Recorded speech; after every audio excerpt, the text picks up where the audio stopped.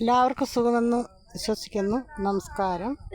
Life of Chinnakanal 301 മറ്റൊരു വീഡിയോയിലേക്ക് ഏവർക്കും സ്വാഗതം. ഇതുണ്ടോ ഏലത്തോട്ടം മൊത്തം നശിപ്പിച്ചിട്ടിരിക്കുകയാണ്.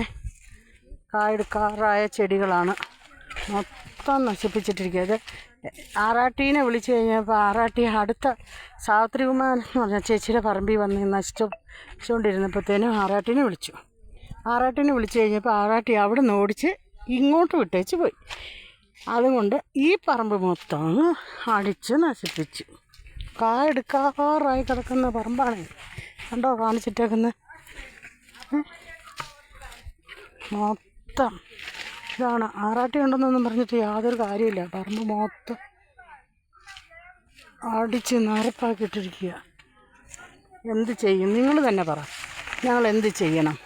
ഞങ്ങൾ എവിടെ പരാതിപ്പെടണം? ഞങ്ങൾ പരാതിപ്പെട്ട് കഴിഞ്ഞാൽ ഞങ്ങളുടെ കയ്യിൽ നിന്ന് ഓഫീസർമാരെ വിളിച്ചുകൊണ്ട് വരണമെങ്കിൽ വണ്ടി വിളിച്ചുകൊണ്ട് വന്ന് ഈ കോളനി കൊണ്ടേ കാണിക്കണം. ഈ ഞങ്ങളുടെ സ്ഥലത്തിന് കാണിക്കണം.